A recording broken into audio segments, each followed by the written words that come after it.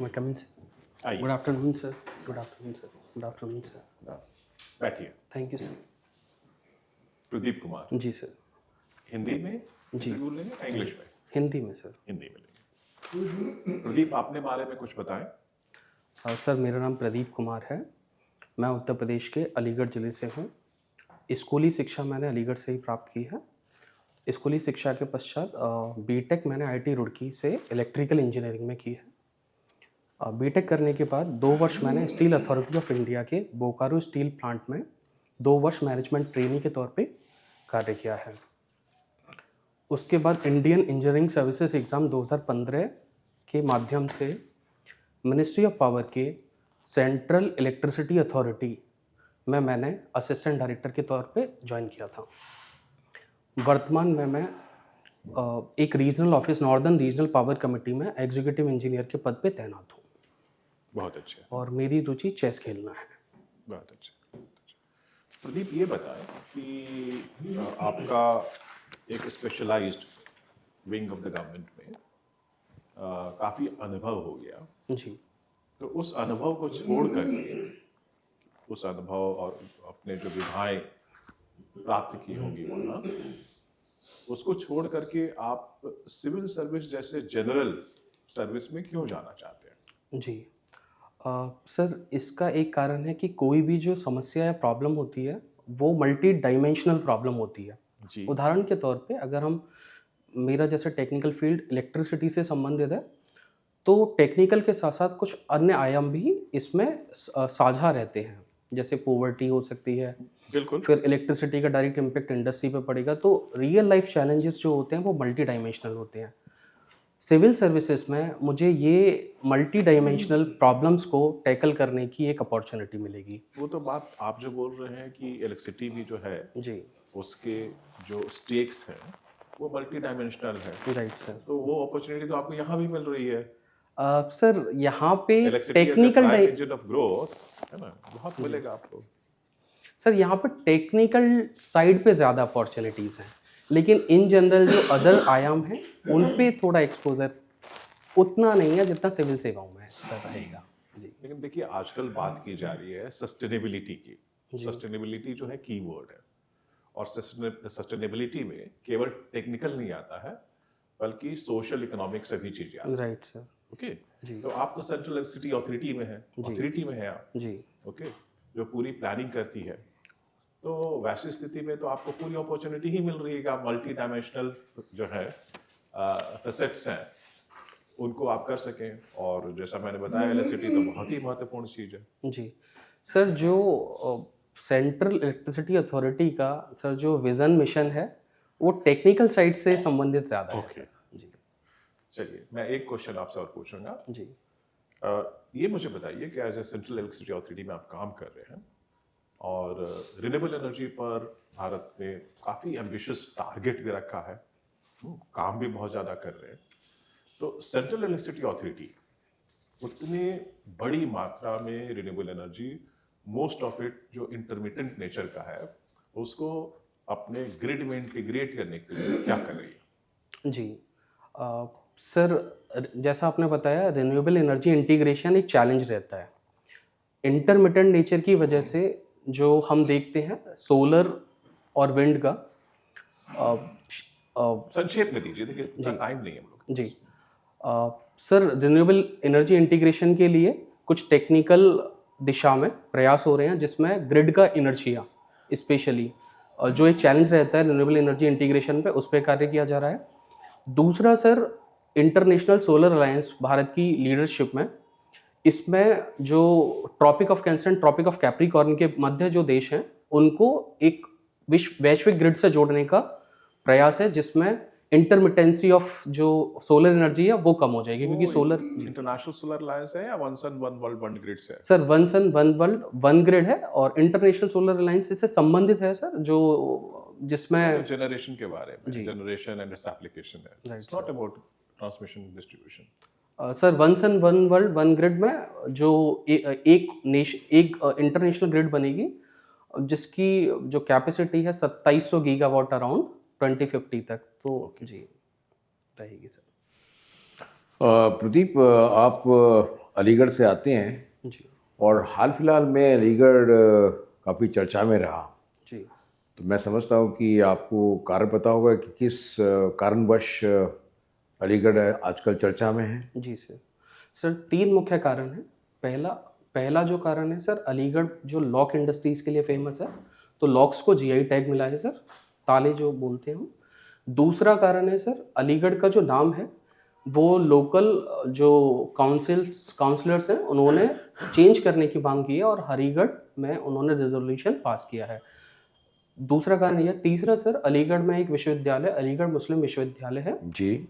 जिसको माइनॉरिटी दर्जे पर एक विवाद सुप्रीम कोर्ट की कॉन्स्टिट्यूशनल बेंच के अंतर्गत अभी चल रहा है सर। अच्छा, तो अभी आपने जिक्र किया कि साहब तालों को जीआई टैग दे दिया गया है जी, और दूसरा आपने कारण बताया कि अलीगढ़ का नाम हरिगढ़ हर जी तो बदलने इसी की मांग। दूसरा जो विषय उस पर मैं चर्चा करना चाहूँगा कि ये नामकरण वाली जो प्रथा है जो यूपी में शुरू हुई है, गाज़ियाबाद में भी ये रेजोल्यूशन पास हो चुका है और अब वो स्टेट की तरफ जा रहा है। उससे पहले इलाहाबाद चेंज हो चुका है, कई शहर हैं जिनके, लेकिन ये सब जो नामकरण हो रहा है इससे काफ़ी चीज़ों में दिक्कतें भी आती हैं, ब्यूरोक्रेसी में दिक्कत आती है, नोटिफिकेशन नए निकालने पड़ते हैं, सब जगह पर जो चीज़ें होती हैं उनको सबको एक तरीके से उसमें परिवर्तन करना होता है। तो इसके बारे में ये देखते हुए इसके बारे में आपकी ऑनेस्ट ओपिनियन क्या है? जी सर, निसंदेह सर, जैसा आपने कहा कि काफ़ी एडमिनिस्ट्रेटिव चैलेंजेस आते हैं और इसका इकोनॉमिक भार भी रहता है। किसी डिस्ट्रिक्ट का, जैसे जी अलीगढ़ का अगर हम नाम चेंज करते जी हैं, 200 से 300 करोड़ रुपए का इसमें लगभग इकोनॉमिक एक्सपेंडिचर अलग अतिरिक्त भार पड़ता है। किंतु इसके साथ साथ मेरा मानना ये भी है कि जो मांग है वो जनता की तरफ से आई है, लोगों की तरफ से आई है, लोकल लेवल से लेकर उठी है, तो कहीं ना कहीं वो उससे ज़्यादा हरिगढ़ नाम से ज़्यादा खुद को एसोसिएट कर पाते हैं। तो इस संदर्भ में सर, अगर लोगों की तरफ से, क्योंकि डेमोक्रेसी अंततः है, लोगों का शासन लोगों के द्वारा लोगों के लिए है, तो जी। उनकी तरफ से अगर मांग आती है तो मैं काफ़ी हद तक इसमें, मेरा व्यक्तिगत मानना सहमति में है। अच्छा, तो अब नेशनल सिविल एविएशन पॉलिसी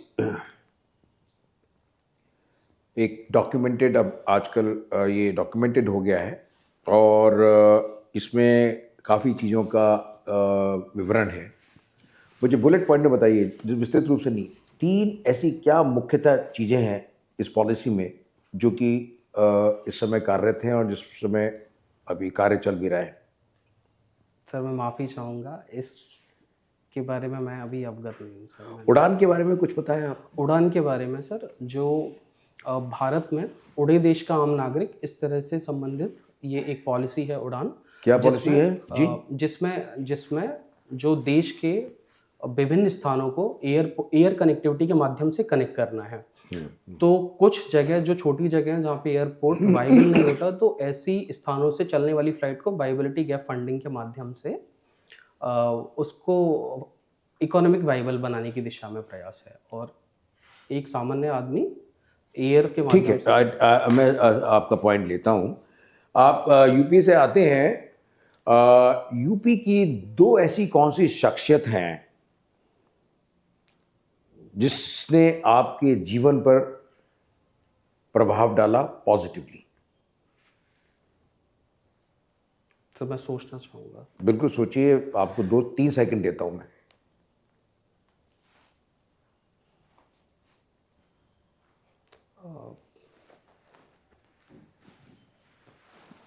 जी सर, पहला मैं रानी झांसी की रानी लक्ष्मीबाई, जो उन्होंने अपने जो अधिकार हैं उनके लिए आवाज़ उठाई और उसके लिए उन्होंने फाइट की। दूसरा सर, मैं भारत के प्रथम प्रधानमंत्री पंडित जवाहरलाल नेहरू का शख्सियत से काफ़ी प्रभावित हूँ। उन्होंने देश की आज़ादी के बाद जो ढांचा होगा उस पे काफ़ी कार्य किया है और देश की स्वतंत्रता प्राप्त करने के लिए भी अपना अहम योगदान दिया था। तो ये दोनों शख्सियत से सर मैं काफ़ी प्रभावित धन्यवाद प्रदीप।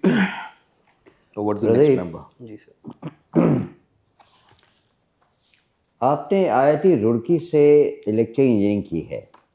जी IIT Roorkee was one of the first few IITs when the first 6 IITs were expanded. लेकिन आजकल तो 20-25 कितने IIT बन गए हैं। आप इस ट्रेंड से खुश हैं या आपको लगता है कि ये ठीक स्टेप नहीं है? सर, भारत में टेक्निकल एजुकेशन की दिशा में आईआईटी महत्वपूर्ण रोल प्ले करते हैं। उस दिशा में सर टेक्निकल एजुकेशन की रीच को बढ़ाना समय की मांग मैं समझता हूँ, और इसको करने के लिए जो नई आईआईटीज़ आई हैं इस दिशा में सर अच्छा कदम है।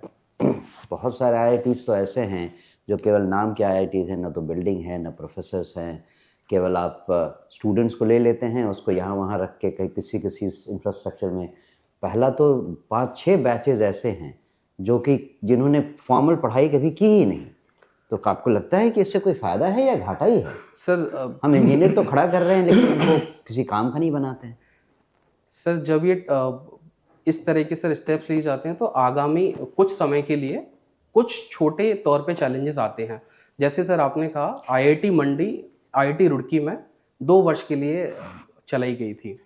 उसके बाद उन्हें अपने कैंपस में शिफ्ट हो गए थे। तो आईआईटी मंडी को उस समय पे आईआईटी रुड़की का कैंपस एक्सेस करने का मौका मिला था। इस तरह के प्रोविजंस बाकी जगह पे मुझे लगता है शायद इस तरह से प्रोविजंस रहेंगे। तो कुछ ट्रांजिशनरी चैलेंजेस हैं सर। ओके। जी आपने सुना होगा रिसेंटली के आर्टिफिशियल इंटेलिजेंस के साथ साथ के ग्रो करने के साथ साथ चेस ने आदमी को हराना शुरू कर दिया है। जी मतलब AI ने आदमियों को हराना शुरू कर दिया है। आपको लगता है कि क्या कभी आदमी फिर से कंप्यूटर को हरा पाएगा? सर इस दिशा में सर मुझे लगता है सर बिल्कुल आदमी जो इंसान है वो एआई को हरा पाएगा। एआई ने अभी जो चेस है उसकी जो मॉडर्न थ्योरी है कि हमें सेंटर को डेवलप करके खेलना चाहिए, तो काफ़ी जो ग्रैंड मास्टर हैं इंक्लूडिंग विश्वनाथ आनंद, उन्होंने बताया है कि हमारी जो सोचने की क्षमता है चेस को, उसको सोचने का एक नया आयाम एआई ने हमें प्रदान किया है। तो उस दिशा में जब व्यक्ति और प्लेयर्स सोचना शुरू करेंगे तो डेफिनेटली सर इन फ्यूचर आप चेस प्लेयर हैं। जी आपको नहीं लगता है कि the only way one can improve in playing chess is by knowing more and more number of forward steps, various probabilities, various possibilities? उसको जितना आगे स्टेप तक आप सोचेंगे उतने अच्छे प्लेयर आप होंगे। How can a man, any human, compete with a computer in terms of number of permutation and combination with speed? Sir इसका मैं उदाहरण आपको एक एग्जांपल से, इसका आंसर एग्जांपल से देना चाहूँगा। सर अभी 2 चेस इंजन हैं, एक स्टॉकफिश और एक गूगल का आर्टिफिशियल ठीक है। चेस। जो सर भी नाम हो। दूसरे का नाम मैं रिकॉल नहीं कर पा रहा हूँ। पहला जो चेस इंजन है सर वो सारे परमुटेशन कॉम्बिनेशन सारा डेटा को एनालाइज करके खेलता है स्टॉकफिश, और अभी जो मॉडर्न डेवलपमेंट हुए हैं वो सर पोजीशन को सिर्फ 10 और 20 मूव ह्यूमन ब्रेन को मिमिक करके खेलते हैं सर। उन्हें कोई फॉर्मल गेम का एक्सेस नहीं दिया गया है। डिस्पाइट दैट सर कुछ गेम्स हुए और उन गेम्स में जो ओपन मैं सर नाम भूल रहा हूँ चेस इंजन का, जो मॉडर्न चेस इंजन है वो सर जो जिसको हमने सारा डेटा फीड किया था, सारे परमुटेशन कॉम्बिनेशन वो कैलकुलेट कर रहे थे, उसको सर प्रोबेबिलिटी जो हराने की है वो काफ़ी ज़्यादा है sir. I don't agree with the logic, but चलिए आपका आंसर थोड़ा लंबा हो रहा है। अच्छा, आपने IFS को 3rd चॉइस दिया है। जी सर। फॉरेन में जनरली ये ट्रेंड है सोचने का इंडिया के बारे में। पहले लोग सोचते थे स्नेक चार्मर्स हैं, अब सोचते हैं कि कास्टिज्म बहुत ज़्यादा है। आपको एज अ डिप्लोमेट पोस्टिंग दी गई कहीं बाहर, और किसी फॉरेनर ने पूछा आपसे कि क्या भारत में कास्टिज्म अभी भी है? अगर है तो ज़रा उसके बारे में बताइए, क्या है, कैसा है, आप क्या कहेंगे? सर कास्टिज्म जो है समय के साथ सर आप मुझे मत समझाइए, आप ऐसे कहिए कि आप एक फॉरेनर को कास्टिज्म के बारे में बता रहे हैं। ओके। और छोटे में रखिए 3 major points. Ji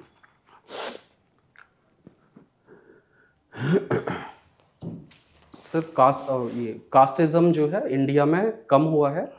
reason being is open marriage, government policies and Is casteism part of Indian culture? वहाँ से शुरू करते हैं. sir, in my opinion, India is casteism is part of Indian culture because we see at the time of birth, at the time of marriage, और even जो last rites होती हैं उनमें सर इस प्रभाव को परिलक्षित होता है. And the second point was mobility of marriage and other things. What is the third point? Third मैं सर अभी इतना ही रिकॉल कर पा. All right, thank you. Pradeep ji, आप इलेक्ट्रिकल इंजीनियर हैं, तो इलेक्ट्रिसिटी डिस्ट्रीब्यूशन के संदर्भ में एक फिनोमेना है कोरोना. जी सर. वो क्या होता है, कैसे होता है? सर डिस्ट्रीब्यूशन में जो कोरोना वाला फिनोमेना है, वायर के अराउंड की जो एयर है वो चार्ज हो जाती है और ये फिनोमेना ट्रांसमिशन में ज़्यादा देखा जाता है क्योंकि ट्रांसमिशन लेवल पे वोल्टेज अधिक होता है. वोल्टेज अधिक होने से वायर के चारों तरफ की एयर ज़्यादा आयोनाइज हो जाती है. Ionisation of air around the wire is known as corona sir. तो वो आवाज़ भी आती है उसमें? जी, हिसिंग साउंड रहती है. हिसिंग साउंड आती है उसमें. अच्छा, आपने स्टील प्लांट में काम किया है, जी. तो स्टील प्लांट में कोयला यूज़ किया जाता है फर्नेस में. जी सर. टाटाज एक पहली ऑर्गेनाइजेशन है जिन्होंने एक नया एक्सपेरिमेंट शुरू किया है अपनी स्टील प्लांट में, और जिसके अंदर कोयले की खपत बहुत कम होगी. वो क्या है, क्या कर रहे हैं वो? सर मैं इस डेवलपमेंट के अभी हाइड्रोजन फायर्ड फर्नेसेस, नहीं सुना नाम आपने? सुना है सर. अभी आप काम कर रहे हैं स्टील प्लांट में? अभी सर मैं वर्तमान में नहीं हूँ. 7 वर्ष पहले मैं कार्य करता था स्टील प्लांट में, किंतु ये सर कितने हाइड्रोजन वर्ष पहले? 7 वर्ष पहले सर. अच्छा, 7 वर्ष पहले. वो तो पुरानी बात होगी सर लेकिन हाइड्रोजन फ्यूल्ड और इलेक्ट्रिसिटी से भी पावर्ड अभी जो स्टील प्लांट है वो आ रहा है. हाइड्रोजन फायर्ड जो फर्नेसेस वो अभी बाहर के देशों में बहुत में हो गया, और नई जो अभी लग रही हैं स्टील प्लांट्स जी. उसमें यही होगा. जी सर. ठीक है, इससे पोल्यूशन वगैरह जो भी उसके बेनिफिट है. Right sir. अच्छा, एक ऑर्गेनाइजेशन है भारत सरकार की, ईपीएफओ. ईपीएफओ क्या है वो ऑर्गेनाइजेशन? कब हुई थी, क्या एक्ट का नाम है, और उसका आप जब थे सर्विस करते थे, आपका ईपीएफओ के साथ कोई संबंध था? जी. Sir EPFO stand for employ provident fund organisation. इसमें क्या क्या? Employ provident fund organisation. Okay. इसमें सर जो इंडस्ट्रियल सेक्टर में जो मैन पावर कार्य करते हैं उनके लिए इंडस्ट्रियल सेक्टर में सिर्फ कि कहीं भी? सर सर्विस सेक्टर भी शायद मैं सर श्योर नहीं हूँ इस चीज़ के बारे में, लेकिन जाती हो गई कि सिर्फ इंडस्ट्रियल सेक्टर वालों को? नहीं सर, सर्विस सेक्टर भी ऐसे रहना तो चाहिए, लेकिन और- कुछ क्राइटेरियाज हैं सर उनके लिए. क्या? डिफरेंट कितने डिफरेंट परसेंट देना पड़ता है एम्प्लॉय को, और एम्प्लॉयर का कितना काटता है, क्या है कुछ जी. idea? जी सर. आपके पिताजी सर्विस में है? नहीं सर, मेरे पापा सर्विस में नहीं है. ये सर शायद 12% और 14% ऐसा रहता है, लेकिन मैं लेवल के बारे में श्योर नहीं नहीं ना हूँ. मारने हैं. जी. तो अच्छा, मुझे ये बताइए कि म्यांमार के साथ हमारी क्या प्रॉब्लम? सॉरी सर, मैं म्यांमार म्यांमार के साथ. Okay. Sir Myanmar Indian ocean में स्थित एक क्या पूरा नाम है? Myanmar sir. Myanmar Myanmar sir. Sorry sir. तो उनकी हमारी क्या समस्या है उनके साथ? सर पहली जो समस्या है वो बॉर्डर जो है पोरस बॉर्डर है, तो इससे जो है ट्रैफिकिंग की समस्या उत्पन्न होती है. दूसरा सर सेफ हेवन्स जो हैं वो टेररिस्ट जो होते हैं वो हमारे देश से दूसरी तरफ चले जाते हैं, तो दूसरा सेफ हेवन्स जो हैं टेररिस्ट के लिए प्रोवाइड हो जाते हैं म्यांमार में. और तीसरा सर जो ट्रैफिकिंग वाला पार्ट है वो सर उसमें तो समस्या भारत है. सरकार ने क्या सोचा है इसके बारे में? लेटेस्ट अभी क्या हो रहा है? अभी जो लेटेस्ट डेवलपमेंट है उसमें भारत ने जो पोरस बॉर्डर है और जो वीज़ा फ्री एंट्री है उसको ख़त्म करने की दिशा में एक पहल की है, और बॉर्डर का भी सर जो है. कितने किलोमीटर का कॉरिडोर है जिसमें वीजा फ्री की पॉलिसी है? सर मैं श्योर नहीं हूँ, लेकिन 16 किलोमीटर है शायद. ठीक है, तो श्योर हो जाओ फिर, है ना? इसके बाद थैंक यू. प्रदीप, जी सर. कैसे हैं आप? मैं सर अच्छा क्या मैं बोल- सर अच्छा हूँ सर. Okay okay. आप उत्तर प्रदेश से आते हैं. जी सर. उत्तर प्रदेश हाल ही में कुछ होने वाला है, एक बड़ा इवेंट वहाँ पे. जी. क्या वो इवेंट है? सर अयोध्या जो नगरी है उसमें श्री राम जी का मंदिर बन रहा है, तो उसका 22 जनवरी को एग्जैक्ट वर्ड सर मैं अभी बोल रहा हूँ कि उस वर्ड का नाम क्या है, तो वो एक बड़ा इवेंट सर होने वाला है। प्राण प्रतिष्ठा, जी सर। ठीक है। बहुत अभी न्यूज़ में था, बहुत सारे शंकराचार्य मना कर दिया है वहाँ पे जाने से। तो क्या प्राण प्रतिष्ठा बिना शंकराचार्य के हो सकती है? इस बारे में सर मेरी जानकारी सीमित है। शंकराचार्य क्या होता है? सॉरी सर, मुझे कम आइडिया है। आप एक स्पेशलाइज सर्विस से जनरलाइज सर्विस की तरफ मूव करना चाहते हैं, आपका क्या पर्सपेक्टिव है स्पेशलाइज वर्सेस जनरलाइज डिबेट में?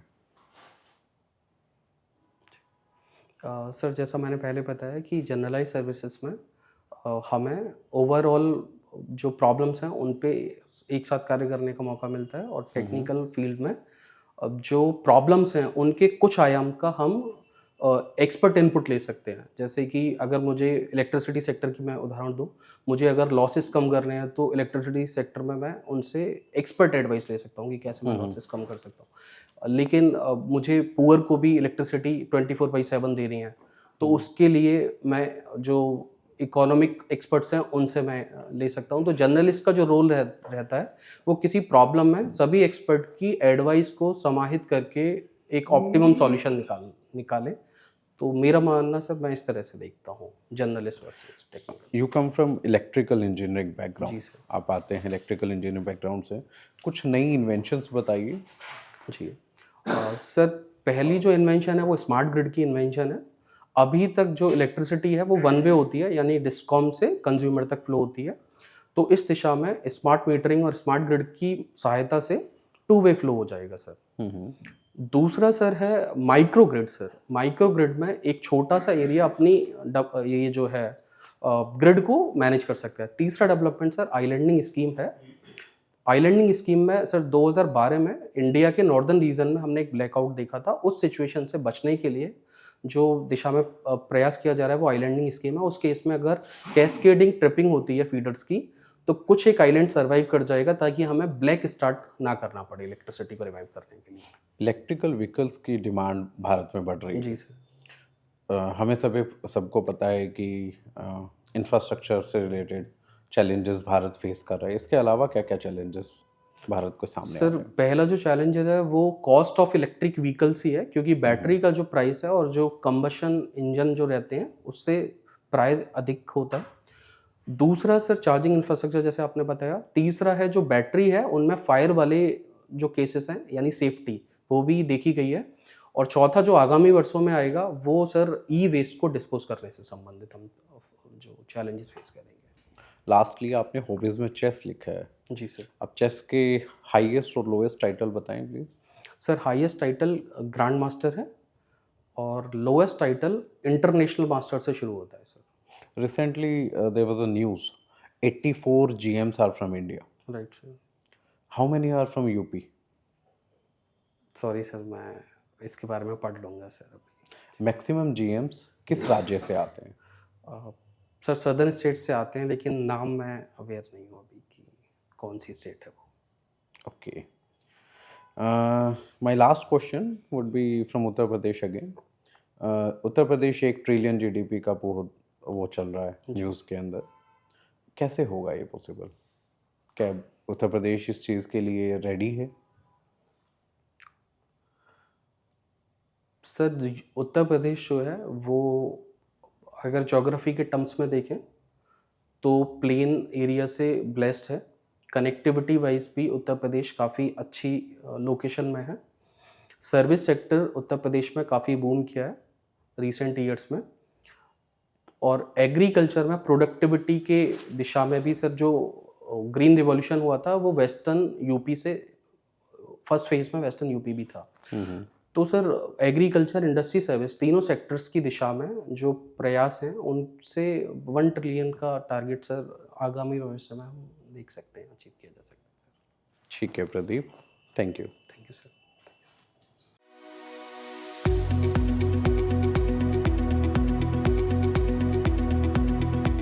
तो पहले तो ये बताइए कि आपको कैसा महसूस हो रहा है कि आपने इंटरव्यू में कैसा परफॉर्म किया? सर काफ़ी तो मुझे काफ़ी एस्पेक्ट्स बेटर लगे कि कुछ मैं बता पा रहा था, लेकिन कुछ क्वेश्चंस जैसे आपने स्पेसिफिकली पॉइंट आउट भी किया कि प्रिसाइज पॉइंट्स में आंसर देना है, तो वो कम समय में उतना प्रिसाइज पॉइंट्स पे आ पाना एक मुझे अभी थोड़ा चैलेंज लग रहा है कि कैसे मैं उसको प्रिसाइज पॉइंट्स पे ला पाऊँ।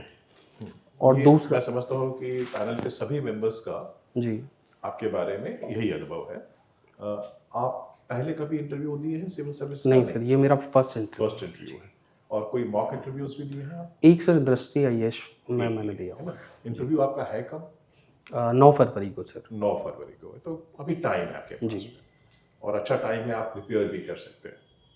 प्रदीप देखिए, आप में पोटेंशियल बहुत है, ठीक है, और आप इतने सारे एग्जाम्स पास करके अभी आए हैं यहाँ पे। मतलब कि आप देश के गिने चुने व्यक्तियों में से हैं।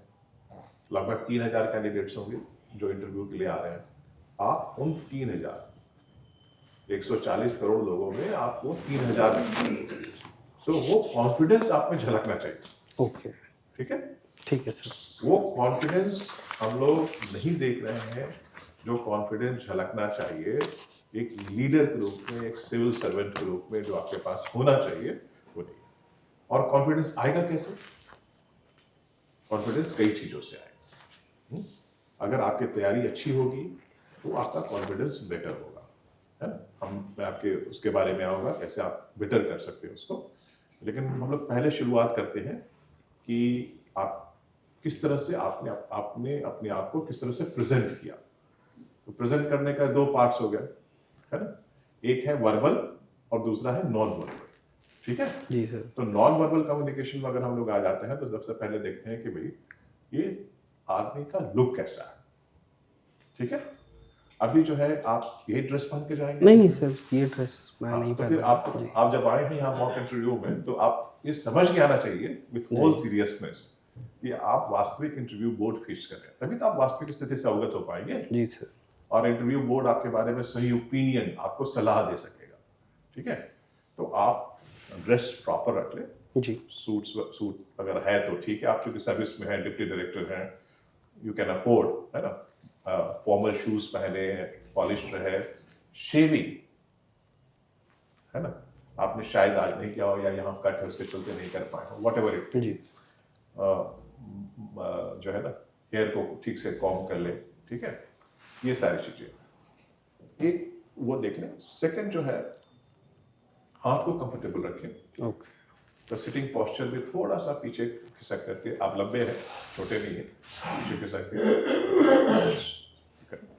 नॉट नेसेसरली आप यहाँ पकड़े रहें इसको, ओके आप you feel free, keep your hands free, but don't like wave them too much, okay? हल्का फुल्का कर सकते हैं, ठीक है?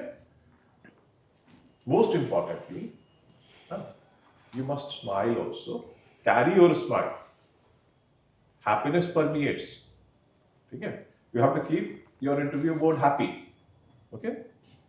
अगर आप हैप्पी नहीं रखोगे तो कैसे काम चलेगा? जी तो आप हैप्पीनेस कैसे ला सकते हो? अगर आप स्माइल करोगे तो हम लोग भी खुश होंगे, ठीक है? You have a good smile, try to smile, okay? And look at all the panel members when you are replying to questions which are not very short questions, okay? So that's very important. About the content, everybody has the same feeling that your answers were veering off completely at many instances. आपने पूछा, आपने पूछा, सभी में आप जो है ना, even in the matter of your own profession, वहाँ भी हम लोगों ने, जैसे आपने इंटरनेशनल सोलर अलायंस बता दिया, ग्रिड के बारे में। मैंने क्वेश्चन पूछा आपसे, क्या सीए ने क्या किया, और आप इंटरनेशनल सोलर अलायंस बताने लगे, वो भी गलत है, ओके ठीक है? अगर सीए के बारे में पूछ रहा हूँ ना, तो आप थोड़ा पॉज कीजिए, समझिए कि पैनलिस्ट जो है वो आपसे क्या जानना चाह रहे हैं, ठीक है? और सबसे प्रमुख बात ये है कि आपकी नॉलेज टेस्टिंग नहीं हो रही है। थ्योरेटिकल नॉलेज तो आपके पास है ऑलरेडी, आप आईटी रुड़की से हैं, आप प्रीलिम्स पास करके आए, मेंस पास करके आए, आप कैसे रिस्पॉन्ड कर रहे हैं टू द क्वेश्चन। पहली बात कि आप क्वेश्चन ठीक से समझ रहे हैं कि नहीं, लिसन आपने किया कि नहीं, और उस पर आपका क्या रिस्पॉन्स है। जो हम लोग क्वेश्चन पूछ रहे हैं वो तो आप टेक्स्ट बुक में नहीं पढ़े होंगे, you have to frame your answers. Okay, ठीक है ना। तो आप उन आंसर्स को फ्रेम कीजिए, और इसके लिए सबसे अच्छी क्या बात होगी, आपके पास समय है, आप मेनली क्वेश्चंस आएंगे डैप से। आप कहाँ के हैं, आपने क्या पढ़ाई की है, आपका परिवेश क्या है, आपका प्रोफेशन क्या है, उन्हीं से क्वेश्चन, आपका पारिवारिक बैकग्राउंड क्या है, उसी से आएगा। जब 80% क्वेश्चन, 20% क्वेश्चन जो आएंगे करंट अफेयर्स से आएंगे, जिसके लिए आप न्यूज़पेपर्स पढ़ते ही होंगे, एडिटोरियल पेज, ओपिनियन पेज पढ़ते ही होंगे, अच्छे से पढ़ लीजिए उसको, ठीक है। बट मोर इम्पोर्टेंटली जो भी आपको सब्जेक्ट्स हैं डैप एंड करंट अफेयर्स से, उसके 80-90 टॉपिक चुन लीजिए, और चुन करके उनके बुलेट पॉइंट्स बनाइए। बुलेट पॉइंट्स में 3 प्रायोरिटी चीजें शॉर्ट सेंटेंसेस में लिख लीजिए, not more than a line, so that your response is almost ready-made, and then that will build your confidence. Okay, it's a good thing that you have maintained your pause throughout, despite the fact that you have been, the panel members probed you deeply on some of the issues. Still you maintain your pause. That's a good thing. Should maintain that. Okay, but more importantly, your responses shouldn't be veering off completely off the mark, and you shouldn't be saying something which is completely off the mark. EPFO से पूछा आपके बारे में, है ना, वो आप क्यों नहीं जाने, ठीक है। तो कुछ क्वेश्चंस में आप नहीं जानते हैं तो just seek the excuse. Sir उसमें मैं एक जगह कंफ्यूज हो गया था, वो आपको जो कंफ्यूज क्यों होना है, आप 7 साल काम कर चुके हैं अभी तक, है ना, आप कंफ्यूज नहीं हो सकते, ठीक है, कंफ्यूज नहीं हो सकते, ठीक है। तो ये प्रमुख बात है, इसका आप ध्यान रखें। आप बहुत अच्छे कैंडिडेट है, देखो हो जाएगा आपका, 100% हो जाएगा। आप थोड़ा तैयारी करो, राइट सर, ठीक है, तैयारी करो, प्रैक्टिस करो, प्रैक्टिस करेंगे हो जाएगा। आईने के सामने प्रैक्टिस कीजिए, फ्रेंड के सामने प्रैक्टिस कीजिए। हो सकता है कि आपको छुट्टी लेनी पड़े आपको, ठीक है, हो सकता है कि घनश्याम प्रसाद जी आपको छुट्टी नहीं दें, अच्छा ठीक है लेकिन उसी में आप करिए, बिकॉज अभी तो आ रहा है समय, बहुत इंपॉर्टेंट है सीए के लिए, ठीक है। Anything else? बस एक पॉइंट बोलूँगा। जी सर, इन्होंने बड़ी विस्तृत रूप से बता दिया है। उसमें ध्यान रहे कि आप एज ए गवर्नमेंट सर्वेंट के लिए ट्राई कर रहे हैं, ब्यूरोक्रेसी के लिए जाना चाहते हैं, नेवर एवर गैस वर्क करके गलत आंसर मत दो। राइट सर, कल 12%, 14%, हाँ उन्होंने फिर पास वाला नहीं कर दिया। नंबर आप ओके, उस पर सॉरी सिर्फ हाँ, तो बस ये गैस वर्क नहीं, इससे बेटर कि आप ना कर दो, कोई बात नहीं। क्योंकि आपका क्या है, इंटेलेक्चुअल मॉरल इंटेग्रिटी जो है ना, वो थोड़ा सा उसको स्किल पर हम लोग का वो जजमेंट जो है थोड़ा पुअर पड़ जाता है आपके बारे में। मैं ध्यान रखूंगा। बस और कुछ नहीं। सिविल सर्वेंट का टॉप मोस्ट क्वालिटी ऑनेस्ट होना, टॉप मोस्ट क्वालिटी, और इसी से हम पता है कि आप कितना जो है जो हक्का मार रहे हैं, ओके, समझते हैं ना, हक्का मार रहे हैं। राइट सर, और करंट अफेयर्स को जरा करो, आपको नेशनल सिविल एविएशन पॉलिसी के बारे में फिर मैंने आपको क्यों दिया, मालूम था फिर भी आप बता नहीं पा रहे थे, ब्लैंक हो गए थे आप, तो उड़ान उसी का पार्ट है। जी ये दोनों साहब ने आपको बताया है, मुझे लगता है कि आप न्यूज़पेपर नहीं पढ़ रहे। सर मैं नहीं पढ़ पा रहा हूँ अभी। जी this is a cardinal mistake. इससे बड़ा कोई और मिस्टेक नहीं हो सकता है।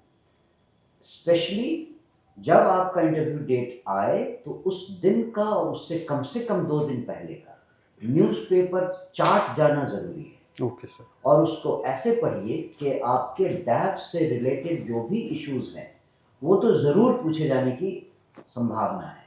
ऑलमोस्ट 95% चांसेस हैं कि वो सवाल पूछे जाएंगे। तो न्यूज़पेपर पढ़ना बहुत बहुत ज़्यादा ज़रूरी है। और दूसरी चीज़, सवाल सुनने के बाद उसका आंसर देने की हड़बड़ी नहीं करनी। हाँ, 1-2 मोमेंट सोचिए, उस पर विचार कीजिए। जैसे साहब ने कहा कि आप पॉइंट वाइज आंसर तैयार कीजिए कुछ क्वेश्चंस के, तो उन पॉइंट्स को ध्यान दीजिए। जो सवाल आपको बार बार कहा गया कि आप 3 पॉइंट बताइए, 2 पॉइंट बताइए, उस प्रायोरिटी को जानना बहुत जरूरी है। ओके जी sir, I wish you all the best. आप बहुत बढ़िया कैंडिडेट हैं, कोई शक नहीं इसमें। आज आप बिल्कुल कैजुअल लगे मुझे थोड़ा, तो इसलिए मैंने इसी जब आपकी अपीयरेंस या जैसे आप आते हैं अगर कैजुअल उसमें है तो एटीट्यूड जो है पैनल मेंबर्स का वो भी इस तरह से हो जाता है कि आपको समझ के कि ये तो भाई कैजुअल बंदा है, तो don't let that count, otherwise आप बहुत बढ़िया करेंगे। All the best. सर एक मैं क्वेश्चन पूछना क्वेश्चन चाहूँगा पूछा आपके सर। मैंने लास्ट टाइम से थोड़ा आज स्माइल बियर करने की कोशिश की, क्या बोले? अब Smile स्माइल beer सर थोड़ा सा, तो सर इस पे मैं थोड़ा और वर्क करूं अभी और इनहांस करूं। जेन्युइन स्माइल होनी चाहिए, आर्टिफिशियल स्माइल नहीं, मतलब इट शुड लुक सर वो मैंने आप झूठी मतलब उस तरह का नहीं करो कि वो थोड़ा अजीब लगे, but your natural smile.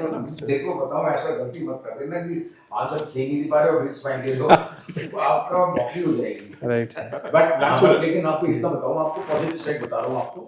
Pradeep, मैंने देखा despite all kind of questions आपने कंपोजर आप कोई आप आप बिल्कुल नर्वस नहीं हुआ, एंजाइटी नहीं थी, बस बस यू वर कूल हेडेड। बहुत बढ़िया। That's a positive side of it. All the best, thank you. Thank you sir, thank you so much. All the best.